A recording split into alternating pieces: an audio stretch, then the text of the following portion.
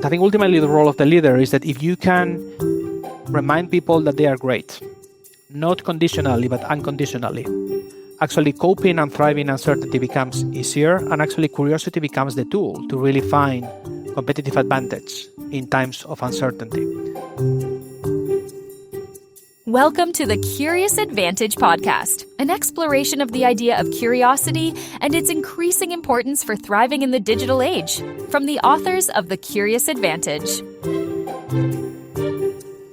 Hello and welcome to this episode of the Curious Advantage podcast. My name is Paul Ashcroft. Today I'm here with my co-authors Garrick Jones and Simon Brown. Today we're joined by Javier Echave, Chief Operating Officer at Heathrow Airport. Javier leads the operation behind one of the world's busiest airports, overseeing everything from airfield operations and baggage handling to security, resilience and customer experience, serving around 85 million passengers every year. Before becoming COO, Javier spent almost a decade as Heathrow's Chief Financial Officer, helping steer the organisation through the COVID-19 pandemic and shaping its long-term growth strategy. Alongside his work at Heathrow, Javier is passionate about leadership, well-being and sustainability. He serves on several boards and teaches strategy and leadership development through executive education programs. Originally from Spain, Javier came to the UK for what was meant to be a 6-month assignment. 18 years later, he's still here, leading one of the most complicated operations in the world. Welcome to the Curious Advantage podcast, Javier. Thank you, Paul. Great to be here. Javier, let's start where we always do. You've had such a fascinating career. Really keen to hear, how do you personally define curiosity and what role has it played in your life and work over the years? Well, as I said, thank you for having me. I think it's amazing to have this conversation. I believe that curiosity is both a state of mind, but also a habit that you can develop. In terms of mindset, I think I have always been keen to understand deeper. And that combined with willingness to challenge your own assumptions, I think is really something that keeps us current and state. But I think also that requires implicitly an acceptance that most of the time you don't know enough, and you will never know enough, and therefore you have to surrender with that reality and overcome your own personal ego. Keep learning, keep pushing, and keep an open mind. And I think in terms of the second part of your question, where this comes from, well, my relationship with curiosity probably started from birth. I grew up in an amazing family, but also a family that has some degree of chaos. I'm the third of 9 siblings.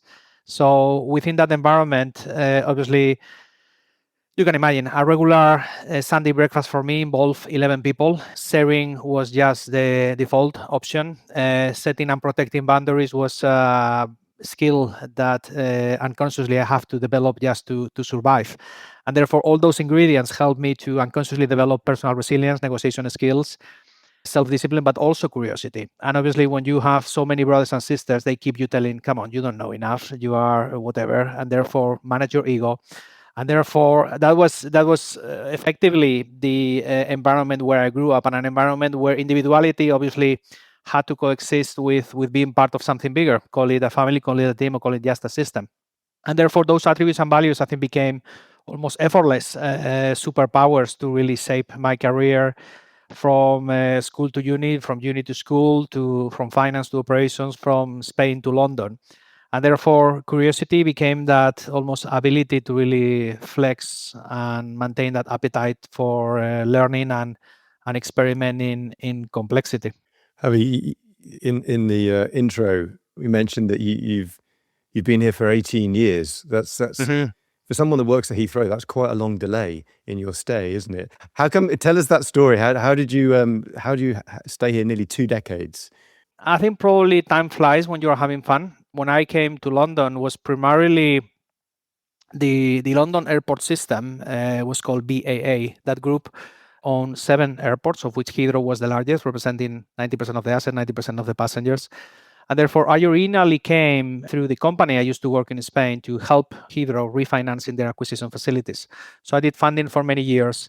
I was involved, literally, we were involved in the middle of the global financial crisis. And therefore, when we have just completed the capital structure of the company, we realized that actually the capital structure that we have just successfully completed belonged to a different world. And therefore, we have to adapt to that new reality, regulatory changes, the system, political system, trying to adapt to the new reality of the global financial crisis. And therefore, for few years actually before I noticed, I was involved in terms of all these very super interesting M&A transactions in terms of selling airports. We were forced to sell airports. We were forced to adapt. But then finally, I realized that after 5 years doing very interesting financing work, actually, I knew very little about the airport itself. I could have been funding water, oil, gas, or aviation, but actually, I really knew very little. People were continue asking me about what happens in check-in, why an aircraft is late or not, what's the success, and what are the ingredients for success in the experiences that we are trying to unlock at the airport. And then from there, I moved to closer to the operations, but still within finance. I did that for several years. I was more involved in terms of negotiating commercial contracts and discussing with our amazing unions about pay deals. And then I continue evolving my career. I became CFO. Brexit happened, pandemic happened, and therefore I saw an element of compression of the business, expansion of the business, also fair runway. And therefore, after a few years, I realized that I wanted to go back and get closer into operations, and I have been doing that for 2 years. So it's interesting because when you say 2 decades, suddenly I feel unbelievably old. But at the same time, has been such a fascinating journey. And Heathrow itself is a city. It's a city of 90,000 people working there, serving 270,000 passengers every day. There are not many cities actually in the UK of the size of 350,000 people, and Heathrow is one of those. And therefore, when you are operating in such a vibrant, changing and exciting city, actually time can fly. Let's talk a bit about Heathrow because it's such a fascinating system, right? And it's so important, particularly within the UK and internationally. Most people think of Heathrow as an airport, but when we spoke before, you said it's really a service company. What do you mean by that? And how does it change the way you lead and go about your work? I think it's very understandable why people think about Heathrow in terms of as a collection of assets or infrastructure or just an airport. And many people come to Heathrow to spot planes, to admire the unbelievably the unbelievable engineering advancements that we have at Heathrow. I think we have almost set the standards for aviation globally. And obviously, it's just overwhelming and fascinating to see almost the technical dance that one can watch at the airfield of Heathrow every day, and it's mind-blowing. But for most of us, and hopefully for most of you, we come to Heathrow to connect destinations, to connect cultures, to go on holidays, to get into business trips, to attending social celebrations. And it's those connections that actually create experience and memories. And that's ultimately what we do. Heathrow sells experiences and craft memories through airport infrastructure. And therefore, in an airport, you have part of my role operations is almost orchestrating that dance, that system, where you have passengers, aircraft, bags, and cargo flowing permanently. But I think it's really important to remember that behind every bag, there's a person. And behind every person, there's a story and an experience. And it's that focus actually what fuels our corporate purpose of making every journey better, focusing on every passenger, every bag, and every journey. Because suddenly, otherwise, I think you can fall into seeing all these different components as units. But it's that mindset of humanizing what we do that suddenly creates a completely different reality. And suddenly forces you to think about the system that you were referring for in terms of moving from concrete and steel to actually customer experiences, from assets into outcomes. And actually what makes Heathrow so thriving, that among other things explain why I have been 2 decades in the same location. It's amazing. I was thinking when you told me about your family and 11 siblings, I mean, I come from 4 and I thought that was a lot. And there's all the chaos that is, but to have 11, we could do a podcast just on families and surviving families, I think. But Yeah. You're right. They certainly challenge us all the time. I would get back to Heathrow and scale though. You talked about every bag is a person, behind every journey is a story. How do you enable 90,000 people to be reminded of that human story and not to forget that? What is it you do to get that message into the city that you're involved with? Well, I think the simple answer is relentless discipline. I think that you have to keep reminding yourself that we create experiences, but the reality is that most of the times we create unforgettable memories. But from time to time, we can also, when we fail, we can also create unforgivable experiences. Think about these two scenarios. Think about if you are finally relaxing in one of the lounges of our amazing airlines, returning home after signing that contract that finally is going to make your business taking off. And I'm sure, Paul, knowing your entrepreneurial spirit, you have been experiencing that experience many times.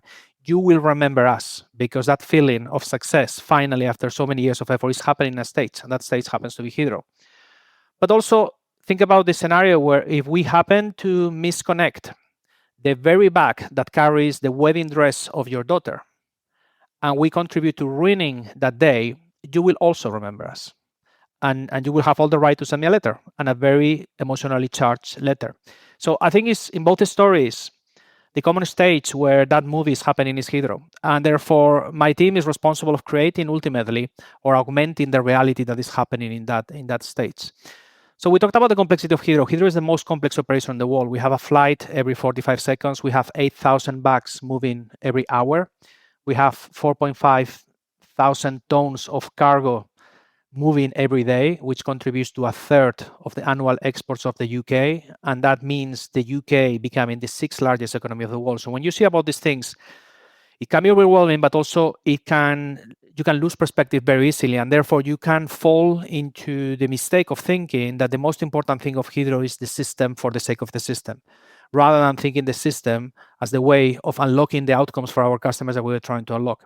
And therefore, the only medicine to really address that disease of ignoring and feeling lost in the system is by being brave and stay close to reality and keep you grounding. And I think what works for me is, well, first of all, is to stay close to the front line.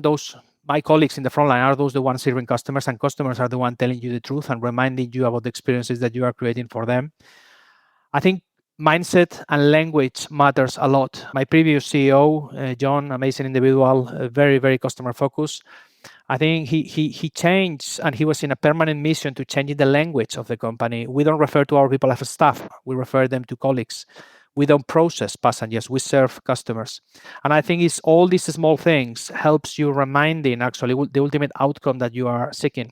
And again, culture has to be reinforced daily. So Garrick, after 18 and a half years at Heathrow, I haven't found any other solution than relentless focus, because each and every journey matters. And that's the secret, ensuring that the how doesn't get in the way of on reminding yourself the why almost daily. It's astonishing you talk about language and mindset. To me, that really switches me on. I'm fascinated by language and the impact it has. Small words can have a huge impact on a large system. You gave some examples of people are not called staff; they are colleagues. Do you have other examples of the kind of language you use within the system? Well, I think many times when you are trying to resolve systems, I think that you refer to the language that you use for things to people. So again, I use the word colleague. Sometimes I think that we tend to call process passengers. Actually, we are not processing passengers. We are serving customers. Sometimes we confuse the throughput that we are trying to create in terms of, but actually we are not a factory of things. If anything, we're a factory of experiences. And therefore, I think it's just small things what actually helps in terms of humanizing things. And again, sometimes this, in many other topics that we are discussing these days, there's a lot of conscious, but there's a lot of unconscious bias. And language, I think one of the amazing things of human beings is that we can almost normalize anything. And therefore, if you normalize certain terms to refer to people, over time, you are unconsciously biasing the way you think and the way you act. And ultimately, that has an impact in the outcome that you're trying to create. Javier, you describe Heathrow, and rightly so, as one of the most complex operational environments in the world. Something that struck me when we've spoken before is, as a traveller, I would go into Heathrow and I think essentially the world is revolving around me. I'm the passenger, I'm your customer. But actually, I'm not only one of many tens of thousands of customers in that hour, but also Heathrow, as I understand it, operates as a system with many different types of customers, and you are somehow trying to orchestrate the different needs and requirements of those different customers just to keep everything moving. What are some of the things that passengers don't see, but also your other customers need to do just to keep everything moving and streamlined in the airport? Well, I think it's a great question. I think that it's fantastic to hear that when you go to Heathrow, you feel the center of attention. This is how it should be. At the end of the day, you pay for an experience. You could go to another airport, you can choose another airline, but you are choosing Heathrow for a reason. And we know that flying today is not cheap, and therefore we need to deliver value for the experience that you are paying for.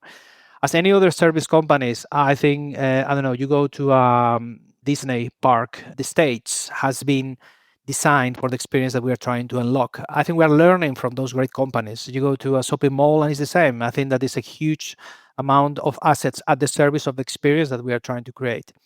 And therefore, the years where airports and the assets became the focus are gone. I think that passengers are seeking experiences. You go to some of the Asian airports that are leading experience globally, and you can see that actually many passengers, many customers go to those places to enjoy experiences, irrespectively, even if they don't want to travel, because it's the experience what you are seeking.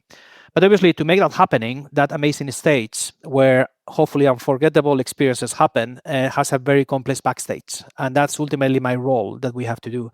I think at Heathrow, that stage comprises 550,000 individual assets that, more importantly, are in the hands of 400 different companies. It's a combination of the airport operator, but it's also airlines, handlers, security companies, air traffic controllers, cargo operators, etc., retailers. And therefore, those many players are making thousands of decisions per minute, and interdependencies are absolutely everywhere. Therefore, the success at the end of the day in that complex system is realizing that actually you do not control things. My role is to orchestrate all these things. Of the 90,000 people working at the airport, my payroll is only 6,000. It's a huge team, but actually it's a fraction of the entire population. And it's that alignment of mindset, behaviors, culture, as well as processes controls, which creates the system where the experience can happen. So obviously, apart from that, we have other complexities that passengers doesn't see. Obviously, we have talked about the operational complexities of multiple assets and multiple parties, but also we have two additional challenges. First of all, Heathrow is absolutely full. And that's a blessing because we are full because probably there's something right that we are doing. We're in the right location, creating the right experience for the right customers. But also the density that we have. When you look at the physical footprint of Heathrow is 12 square kilometers to serve 85 million passengers. That ratio is 7 million passengers per kilometer. You compare that with other airports in the world, and Heathrow is by far the highest operationally dense airport in the world. Any other European hub is a third of that. And if you look at Dallas-Fort Worth in the US, Dallas, to serve the same volumes of passengers, they have 5.5 times more space, 70 square kilometers. And therefore, what that means ultimately, what that means, first of all, challenges in terms of resilience. We have a system that is permanently running very hot with no slack. And therefore, that makes my role exciting but challenging. And that's why having such an amazing team that is prepared to design for success most of the times, but being able to address crisis quickly is fundamental.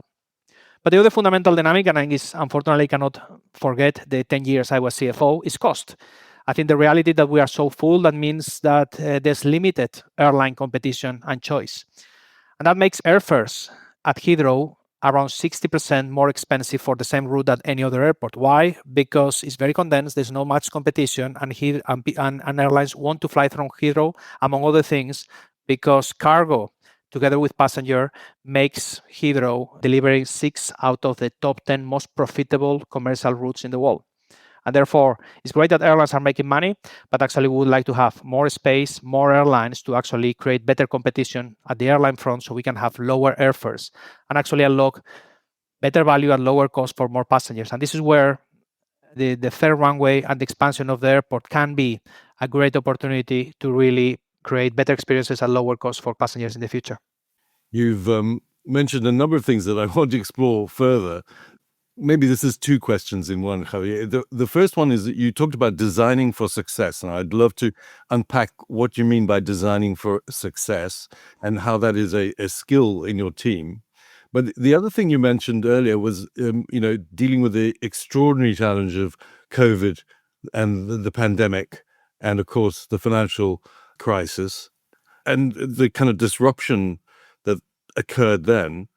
What have those experiences taught you, and how does that link with designing for success? So two things. I think complex operations like Heathrow, I think that it's very understandable that you can get overwhelmed and you can run into firefighting mode permanently, in terms of you can default into survival, in terms of how do I make today happening. But I think one of the things I always encourage to my teams is that we have to be creating the system that is going to be solving the problems of today, while at the same time we are building the system that will solve the problems of tomorrow. We have to keep one foot today and one foot tomorrow. And therefore, we cannot continue focusing exclusively in terms of the next thing that is in front of us. I mentioned that we create most of the times unforgettable, but sometimes unforgivable experiences because things can happen. And I think that when you are dealing with crisis, I think the temptation and the addiction that could happen with crisis is that you are running on adrenaline for a few days and you can feel that actually that's the ultimate role that you are seeking. Personally, I have allergy to drama. Drama happens in life, but I am my mindset is one of when it happens, let's address with that. But I'm not trying to recognize and trying to address that allergy to drama. And I think that the reality is that to really be successful in this system, we have to design for reliability, not recovery. I'm very much about seeking prevention rather than seeking reaction, but also recognizing that crisis can be very addictive because of the adrenaline it creates. And therefore, we need to make sure that we rely on design rather than heroics. From time to time, heroics are unavoidable, and you need to rely on amazing people going the extra mile. But you cannot just assume that that's going to happen permanently, because actually you will be unconsciously creating single points of failure. You will be creating outcomes, driving risk of burnout. And therefore, I think you need to make sure that you almost overcome that temptation to really create the system relying sometimes unconsciously on those heroics, on those recovery, rather than crafting them in design. I very much believe that design is the systems should be the ones making the work for you, rather than you demonstrating almost with an egocentric way in terms of you can deal with everything and perpetuate that forever. Customers are not expecting that. Customers are expecting consistency. They expect that every single time that they show up, we deliver an amazing experience for them. And that requires consistency. And consistency in that complex operations can only happen by relying on the system.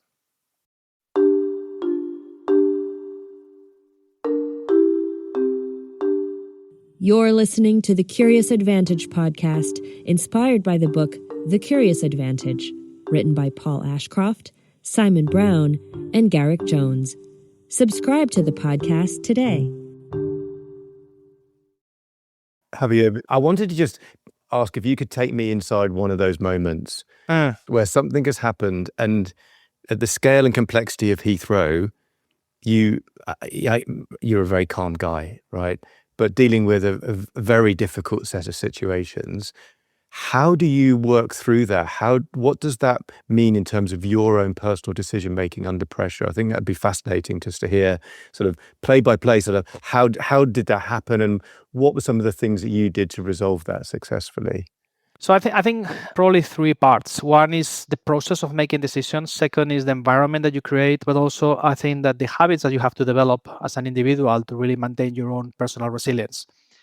Obviously, in crisis, I think probably the first thing, and unfortunately or fortunately, you never know these things, I have been involved in many, is first of all, is again, back to humanizing what we do as a business, is that reminding, first of all, that safety always must come first. Although I have spent 20 years of my life as a finance professional, that has helped me actually to find so many examples and remind myself that actually money can be restored. But human integrity, either physical, emotional, or psychological damage, cannot be restored so easily. And therefore, safety needs to come always first. So I think in terms of the process of decision making, we do train our people to really, how can you put in place a framework, knowing that every crisis is different. But actually in that framework, what we try is to go through a set of questions that helps you in terms of setting the definition of success and then trigger action. First of all is be clear on the information and the objectives. Be clear on what you know, but also be clear on what you don't know, because sometimes you are not consciously aware of the things that you don't know, and you run the risk of filling those gaps with unconscious bias. Second, I think important thing is setting the objectives. Be clear on that definition of success. Is success to whom, but also success over which time horizon? And again, depending on an operational crisis that can be very, very short, I think definition of success is easier to see. When you see a pandemic, that you can see that actually we are going to be in that trouble for 18 months, losing £8 million a day. The objectives might become a bit more complicated. But ultimately, you have to define what are those objectives and what's the order of those objectives if they happen to be in crisis. So, for example, in the last biggest operational crisis I was involved, 21st of March, power outage in 2025, the fundamental decision was driven by, obviously, first of all, protecting safety and security, but there was a conversation, and normally these things happens at very interesting times, 1 a.m., where what was priority number one? Restoring the system for tomorrow or getting as many flights as possible today. I decided that actually was better to prioritize the system for tomorrow, not compromising that, and within that, then try to get as many flights as possible today. That created something that is probably has been the best operational recovery recent in recent aviation history, which is Heathrow the following day operating 100% of the schedule.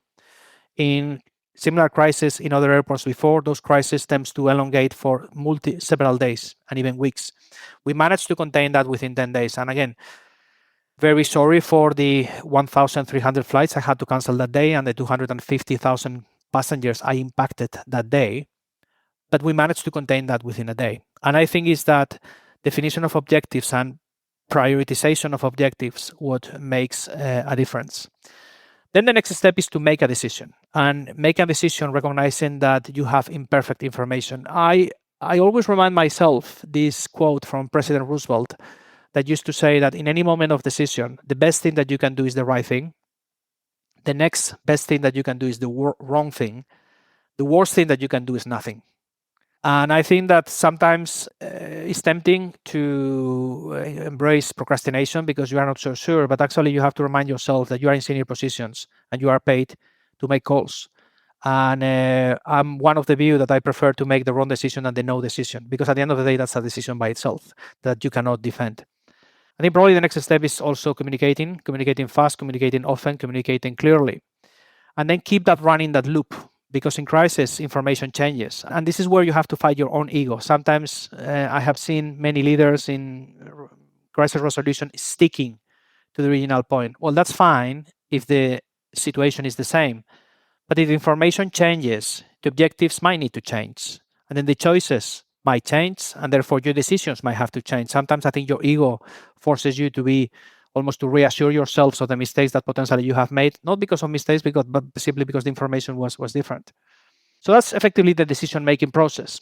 The second thing I mentioned is the environment. I think it's really important. I mentioned safety, and obviously physical safety is obvious, but psychological safety in crisis I think is really important. One of the first things I had to do after making the decision of closing the airport on the 21st of March 2025 is to sit down my leadership team and remind them that the owner of the decision was me.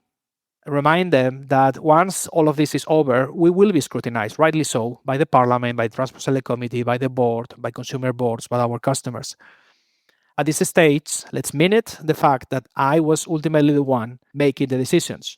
Because what I need you is not to be thinking about what bad could happen to you if we made the wrong decisions. What I need you is to focus on resolving the crisis. And you know how to resolve that specific technical issue more than me. So the deal is that I will hold the responsibility. You have done your job in terms of providing the input, providing the recommendations, helping me to understanding the choices, but the ultimate call sits with me. And having that conversation explicitly, I think, is fundamental to really create an environment of psychological safety where people can operate more freely. So that's probably my biggest thing, I think, in terms of creating the environment. And in terms of the attributes about yourself, obviously personal resilience. I have been involved in many crises. I remember 10 years ago when I joined the executive team as a CFO, I was invited to a drill of a crisis, and I was literally grilled for hours, and I couldn't cope. I think I noticed that my brain was having a lot of fog, and I really struggled, and I felt absolutely exhausted at the end. So when that exercise of crisis was over, I was left with a huge sense of guilt thinking of what bad could have happened if someone could have been impacted by bad decisions by me not being at my very best. And therefore, that opened a personal journey where I realized actually that I was not in the best of myself. I had to recognize that I was suffering anxiety at that time. I have to recognize that I have not strong habits in place. My relationship with exercise was inexistent. My relationship with the mobile was addictive. My relationship with food was emotional. And therefore, I have to put in place many different habits that actually it was probably the most painful transformation I have ever done in my life, which is trying to transform myself. And I'm not done. I'm still into that journey. The interesting thing is that 10 years down the line, the very same exercise that 10 years ago was a drill, actually 21st of March 2025 was real. And I did cope. And I think we made the right decisions. And therefore, when I look back, actually those moments of challenge 10 years ago when I had to realize that actually I had to change and I have to admit and seek help about my own mental health issues actually became a blessing, because that was a preparation of what was coming down the line. And therefore, I think the role of the habits that I think that they are required for an individual to really be in the position to be resilient is something that we are all in a journey. We are not perfect, but I think it's worthwhile. It's worthwhile doing, because all these things is the universe mysteriously preparing you for something bigger that comes down the line. This is such a powerful lesson in leadership, I think, looking back at this. I'm really curious of that moment where you had to make the decision around, do we recover for today? Do we plan for tomorrow? I love the Roosevelt quote of, doing the right things or the wrong things, and the worst thing you can do is nothing. But trying to make that decision must have been incredibly difficult. So how did you balance, I guess, the making a quick decision with the sort of consulting the team and getting all the different opinions? You could have spent hours and hours and hours analyzing the situation, but that would have sort of fallen into the nothing. So I'd love to know the sort of thought process that you went through under a hugely stressful situation to make a decision, which looked like it was the right decision. How did you go through that? So I think two things. One is the specific on that particular decision. I think that there were two potential scenarios. One is we can close now, and obviously Heathrow was not in status to operate for a combination of reasons. But the difficult decision was, for how long do we close the airport? We effectively have two options on the table. One is that we signal to the entire ecosystem that Heathrow is going to stay closed for the rest of the day. And that will create a very clear signals. At that time, at 1 a.m, there were already 120 flights en route to Heathrow. We have to send those flights back, because although the emergency procedures were in place and those flights could have landed safely, it would not have been the right experience for them. And also at a certain point, the system was not able to absorb those volumes of passengers, bags, aircraft, cargo, all these type of things. So the reality there was, okay, do we close for the entire day, signal that we are not ready to operate? And importantly, a byproduct of that decision is that we keep aircraft passengers away for an airport that is not safe to absorb the volumes that we have today. Recognizing that if we manage to resolve the issues that is causing Heathrow not being able to operate at full now, we can always restart operations. We can always say, okay, we are now ready, come over. But we can do that in a controlled manner.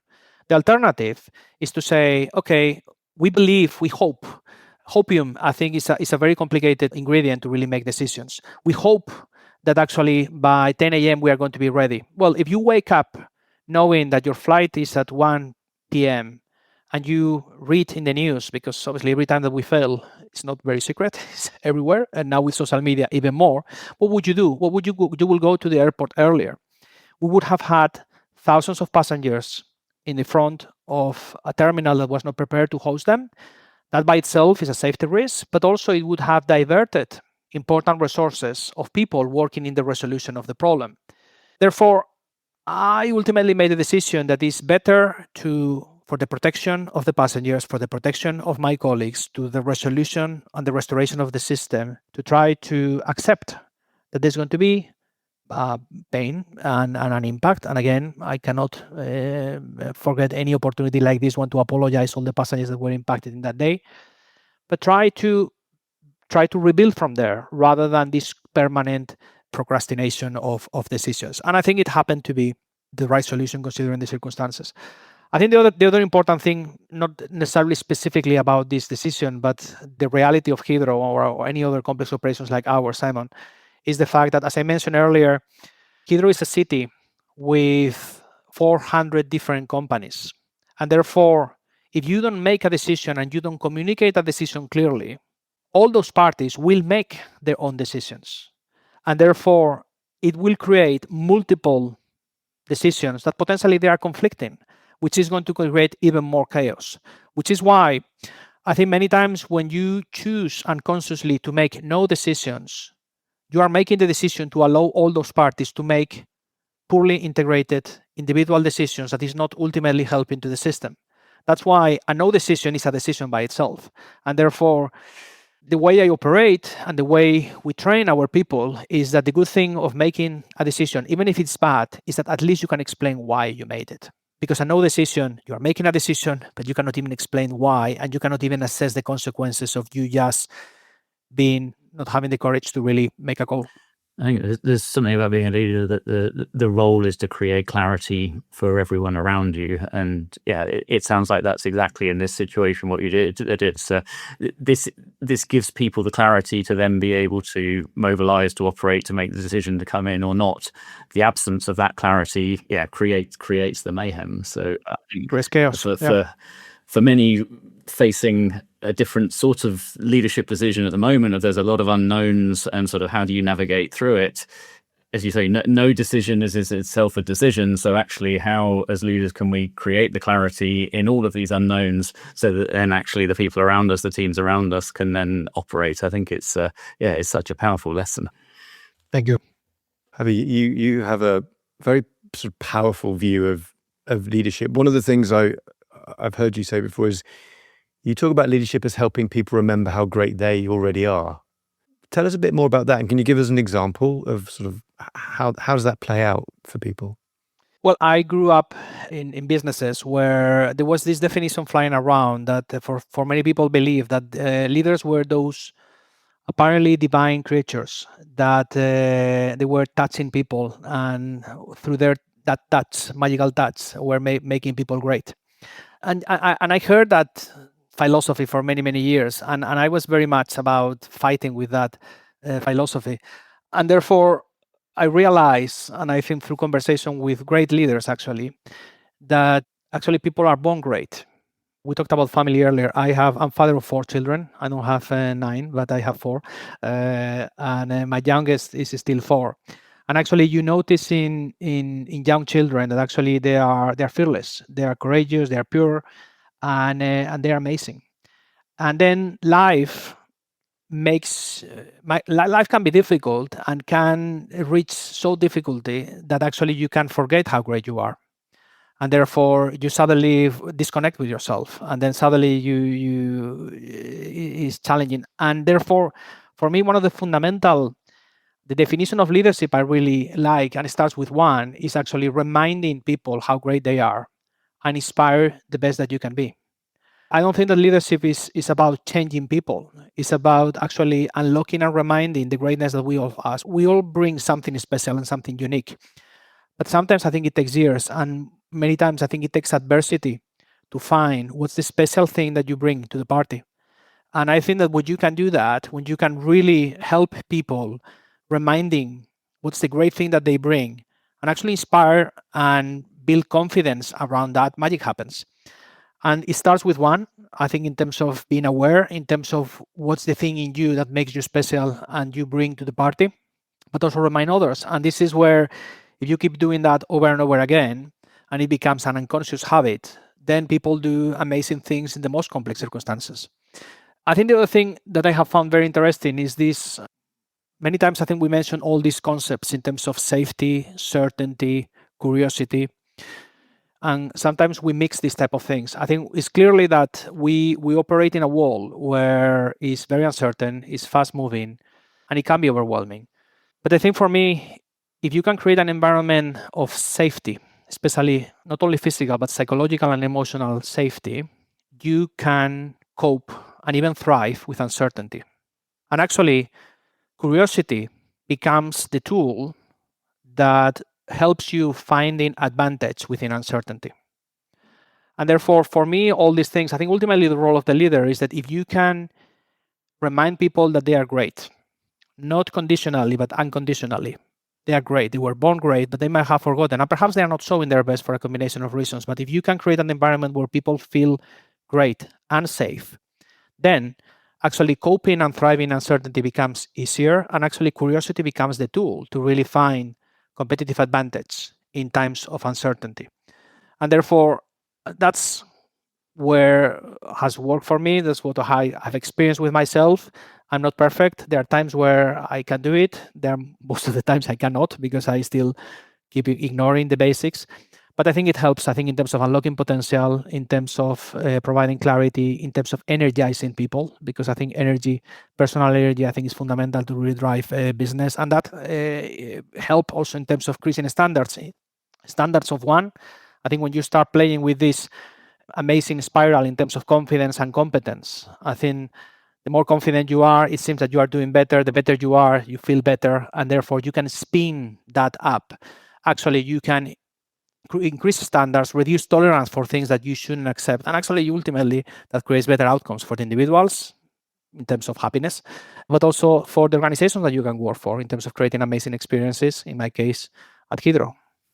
It's incredible. I mean, you talk about the experiences and you talk about focusing on the customer, and it's all about the stories and their reality and their experience, and how that drives this incredibly complex, enormous system. Where's it going? What's the future of Heathrow travel and customer experience? I mean, what are you most excited or curious about when you think about the future of Heathrow?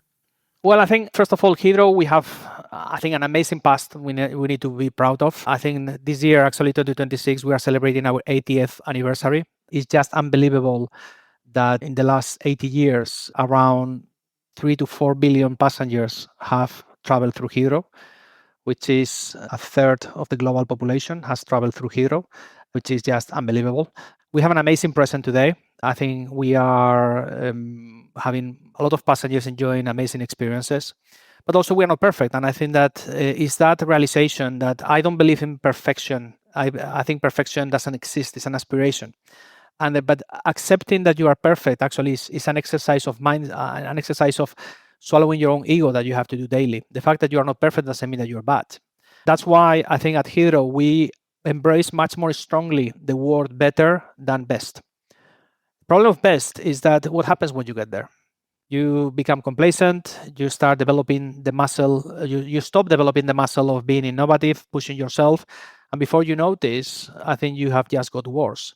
Better is limitless, and I think that making every journey better, which is included in our purpose, is exactly what we are trying to do. Better is absolutely limitless. I know, I'm confident. Look, 18 years ago, when I joined Heathrow, we were serving 65 million passengers. We were saying that we were full, that everything was difficult, that the experiences were okay.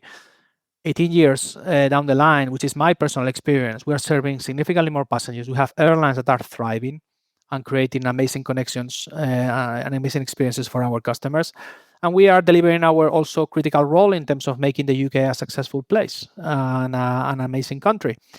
I hope that, and I'm confident that in the next 5 to 10 years, Heathrow is only going to get better. I believe that I'm excited about that seamless integration of the different components, different parties, different assets, the physical and the digital. We are pushing hard in terms of that seamless integration, because in the seamless integration, what unlocks amazing experiences is that continuous focus in terms of end-to-end journeys, is unlocking the power of data in the hands of our people and the power of AI in the hands of our people to really accelerate that seamless flow. It's about decarbonizing aviation, is deploying sustainable aviation fuel and making sure that we do not compromise our passengers to having a choice between planet and traveling, because we believe that we can maintain the benefits of aviation, which are many. Directly, 9 out of the 17 United Nations Sustainable Development Goals are directly enabled by aviation. It's about connectivity, it's about infrastructure, it's about education, it's about extending human rights, recognizing that we have to do that in a carbon-free way. So it's disaggregating the benefits of aviation, which are many, with the burden of carbon, and therefore how we are going to protect those benefits while decarbonizing. That's something we have already done significantly work on that. We need to do more. But ultimately, it's about continue creating those experiences for passengers so they can show up. They can choose Heathrow because there are other alternatives. You can choose many other amazing airports. You look at the spectrum of airports in the UK and European airports, and they are amazing choices. I want passengers to choose Heathrow, not because they have to, but because they want to. So, Javier, Heathrow has a special place in my heart. I worked there over 25 years ago in Terminal 1 when I was at university, and I seem to spend a significant chunk of my life going through Terminal 5 now on a very regular basis. I mean, taking that picture of the future, I mean, what would it feel like traveling through Heathrow in 5 years' time or 10 years' time? What would be different to today? I'm curious sort of what that might actually look like. Well, I think probably my view, the foundations is that, again, linked to what we discussed earlier about being genuinely a service company, is that we need to adapt infrastructure, which is something intrinsically rigid, to your needs. So Simon, you will be the judge. You will be the one saying, the experience I want at Heathrow in 10 years' time is X, Y, and Z. Recognizing that the same Simon Brown with the same passport number, you can be different personas depending on the needs of your travel. You don't want the same experience if you are traveling business class, the business trip. Probably in that situation, you will be seeking in terms of very, very fast experience, almost no one talking to you, but the infrastructure detecting you, reading you, and adapting to you. Because time becomes of the essence. If you happen to be traveling with your family, if you have one on holidays, I'll be coming through to Heathrow with my daughter tomorrow. Amazing. Yep. Thank you. I think part of the experience hopefully starts at Heathrow, and therefore you might be choosing to go slightly earlier and enjoy some of the amazing commercial propositions that we have. So actually your holiday or your journey or your whatever you are doing starts at Heathrow. If you happen to travel with an elderly individual that requires a bit more assistance, again, Heathrow should not be the one restricting the right to have an adventure simply because our infrastructure are not designed for everyone. We need to make sure that we adapt the infrastructure to the reality of our passengers. And it's not just of our passengers, it's also the reality of our airline customers too. Airlines choose airports, and therefore different airlines need to have different things. And therefore, the airport of the future I see is an airport that actually delivers and ideally outperforms the expectations that you have as a passenger, but also the airlines. So we make sure that at the end of the day, great service companies are the ones who are anticipating and are delivering what the customers ultimately want. So I personally believe in that customer is the ultimate judge. And therefore, what we have is to stay humble, we have to stay grounded, and we have to continue listening in terms of the definition of extraordinary experience starts with you. And therefore, we need to be the one proactively listening to you and then putting that in place through assets and operational processes to unlock that experience. Javi, this has been such an amazing conversation. I'm sure Simon and Garrick really also enjoyed speaking with you. It's been absolutely fascinating to learn about Heathrow. I'm going to try and summarize and pull out some of the things that I've heard, and then I'm going to come back to you and ask you, just to give you a moment to think about it. What would be one thing that you would leave our listeners with out of all the things we talked about? But some of the things we've covered, I mean, it's been amazing to learn about Heathrow as a city and how complex, in fact, one of the most complex systems on the planet in terms of serving so many different, from individual passengers through to airlines and other suppliers. It's quite incredible, really. But through all that, the story you've told about actually Heathrow is not just a collection of assets and a system. It's about people and about creating meaningful personal experiences for the people that move through Heathrow every single day. And you talked about how you do that by focusing on unlocking the outcomes that those customers, as you describe them, are looking for, by sort of staying close to the front line and really what's going on. And also thinking about, very importantly, the language that's being used. You talk about you don't process passengers. You're taking them through their journey, essentially. You're not talking about employees, you're talking about colleagues and so on. I've loved learning from you. I'd describe it as the anatomy of decision-making under pressure. You've talked about, and you really do sit at the front line, you've talked about the process, the environment, and also the personal resilience that you have to have when you're making these sorts of very critical decisions. And I think that's been fascinating, in particular, sort of how you're thinking about, whilst it might be painful, but sometimes you have to save tomorrow at the cost of today. And that's sort of stuck with me. I really enjoyed learning from you about leadership, your personal view of leadership, how it's about reminding people how great they are, but also about personal resilience and how you develop and build up your own personal resilience if you're going to lead a team and ask them to do the same thing. So I think that's been fascinating. And then finally, as we sort of talked about the future, and we talked about, and I very much like this, that yes, best is an aspiration, but better is limitless. And when you're trying to every day work on better and better experiences for passengers, better experiences for the people that interact with Heathrow, how you are moving towards sort of those future goals and maybe a more personalized experience that is better for everyone. It's been such a rich and fascinating conversation. I've really enjoyed it. Through all of that, would be one thing that you would like to leave listeners with? I think probably the key thing is, look, we only have one life. I think it's really important to live the life that each of us want to live.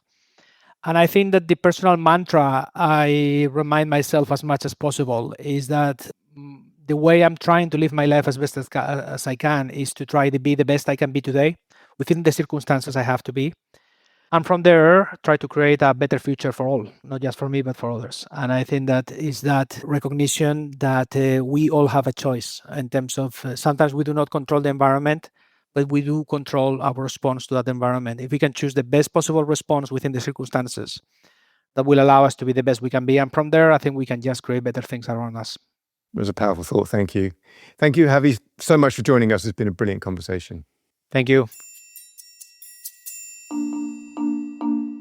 You've been listening to a Curious Advantage podcast. This series is about how individuals and organizations use the power of curiosity to drive success in their lives and business, especially in the context of our new digital reality. It brings to life the latest in understanding from neuroscience, anthropology, history, business, behaviorism about curiosity and makes these useful for everyone. We're curious to hear from you. If you think there was something useful or valuable from this conversation, we encourage you to write a review for the podcast on your preferred channel saying why this was so and what you've learned from it. And we would love it if you could give us a rating, perhaps tick that 5-star review. We always appreciate hearing our listeners' thoughts and having a curious conversation. Curious Advantage book is available on Amazon worldwide. Order your copy today. Subscribe, please, and keep exploring curiously. We'll see you next time. Thank you for listening to the Curious Advantage podcast. The Curious Advantage book is now available to purchase on Amazon. Stay tuned for the next episode and keep exploring curiously. This podcast is produced by Jessica Wickham.